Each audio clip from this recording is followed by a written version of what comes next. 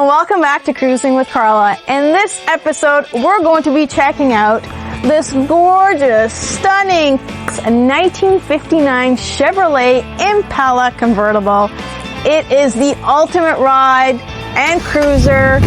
I get to introduce to you finally my car dad and mentor, Mr. Ted Forbes. He's one of Canada's most prolific car builders, and today you get to meet him. And he gets to show us his 1959 convertible. So Ted, show us what's underneath the hood and tell our folks a little something about the engine and performance-wise. Okay. Okay, buddy?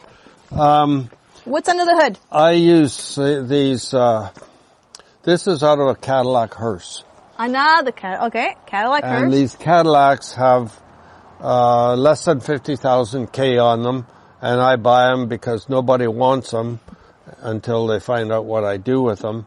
And this is an easy bolt-on because it's basically a small block Chevrolet. Okay. And it's 350 horsepower and an excellent engine. And once you put one of these in your car, you can close the hood and never open it again. Yeah, pretty smart. I think I'd like to do something like that on my Bel Air. Yeah. Right? Now, what is the, does it have, it's got power steering? It's got everything. Yeah. This is the computer. Yeah. Now, there was no room to put this computer in. Well, this is the first one I did. And all the wiring was too short. But I've done other ones because I think I got 6 of these engines. Yeah. Because I'm hearse rich. And I've learned how to hide the computer and everything. And now what kind of front end suspension do we have here? It's just stock. Is it all bone stock? Okay. Yeah, it's not bone stock. I got heavy sway bars and everything. Because these are big floppy cars. Yeah. And we live in flopland here. Yeah, we do. The roads. If you're in Manitoba, it wouldn't make any difference. Dead straight roads, yeah. I don't even know if you need a steering wheel there. Now, does it have disc brakes? Yes. Okay, so would it have been original, like the... No. No. Okay, they I would have been put drums, disc brakes. right? I put disc brakes in them because these cars didn't have very good brakes. Yeah. Chevy guys, they don't like to hear that. But I put disc brakes in them because it costs less to buy the disc brake kit than it does to fix all the drum brakes. Okay. And it's a big car. Yeah. And this stops really well. No, it is. And I mean, it just sounds amazing. It has incredible sound. You see, everybody says, wow, a real fuel injected car. Wow. Well, it is. It is, yes. If you can just inject some fuel injection into my leg, maybe I can heal a little quicker. When did you come across this car and how did you find it? I found it around in 2000. I used to stop at all my buddies up on the Yellowhead. Yeah. In Alberta. Yeah, the whole car was on an 8-foot pallet. Everything. Yeah. Yeah. Yeah. There was 6 of them there. There was 5 or 6. And Murray kept the best one, and this was the second best one, which was absolute junk. Yeah. But it was cut off here. So, Ted, can you take your top off? Come on, I mean, can you take the top off? Okay, sure. Can you? Sure. All right, let's do this. Yeah, baby. All right, let's see him take this top off. This gorgeous, gorgeous car. You gotta flip those visors up. That's what you do when you're cruising in a convertible. All right, let's see this.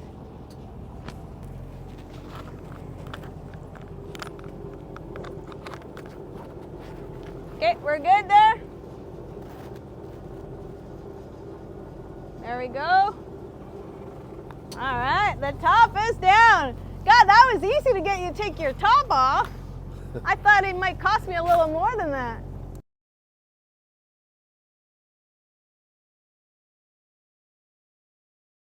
Ted, when's the last time you took a girl into the back seat? Well, I have a wife, you know. Well, she's She's not up there watching. looking out the window.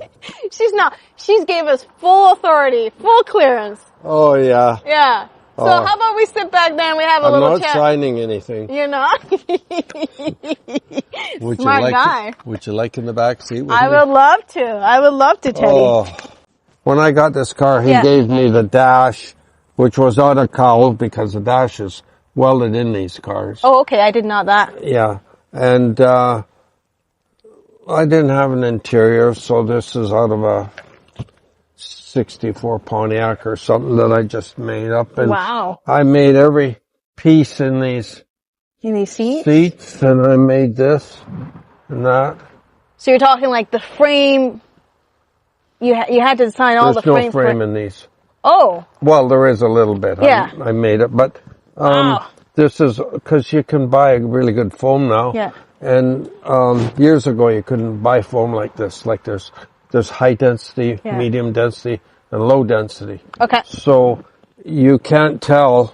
And I Yeah. can show you Pontiac seats that have pocket coil seats. Right. And you got the Continental kit. You got the dual antennas in the back. You got the bumperettes in the front. Now, what are those blue lights on the dash? Oh, Can you tell me about those? those are sex lights. What? Sex lights? Okay. So what's one of the special features of this car that might be a little bit more rare and something maybe that not most people would know? Well, it's a Canadian car. Okay, so it is a Canadian-built car. Yeah, How many of these cars were built? I don't know. Okay. I don't think know. Roughly, there was probably about 70,000 American ones, and I always think of Canadian cars being about 1/10. Right. But yeah, Yeah. as a matter of fact, there's about 700 and some built. Right. Yeah. And how many do you think actually probably survived all this time? Oh, none. They didn't survive eh? well. Guys would just wrap them around the trees These or cars, got well, pretty abused? they rusted out badly. yeah. I found this in Alberta. It came, Okay. He drug the car from Ontario, and it's lucky I found him and was a friend because I only paid a couple thousand for the car. Wow. But by the time I got out of his place, I have a picture of it. Okay. It's him and I are standing right there. My wife took the picture. Yeah. And the car is there. It's on an 8-foot pallet. The car was on an 8-foot pallet. Yeah, that's all that was left of it. Oh my God. How long did it take to build it? Not that. It wasn't that bad. No? No, I had a parts car. All right, Teddy. So being that you've created this masterpiece, what's one of the things that you would pass on to people that are trying to get into the restoration world? You gotta find the right car. Don't spend too much money on the wrong car that doesn't turn your crank. Okay. Does that make sense? That makes sense to me. And I mean, one of the biggest things that you taught me is like, convertibles. Something about getting those tops down. And I've become a huge Canadian car lover, and I try to save as many Canadian cars as possible. And thank you for being so special to me, for teaching me the way of this car world, and for passing on your knowledge, because without it, I wouldn't be where I am and my passion for cars.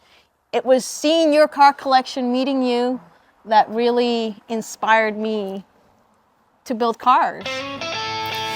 Thanks for joining us on Cruising with Carla. If you made it this far, make sure to like, share, and subscribe.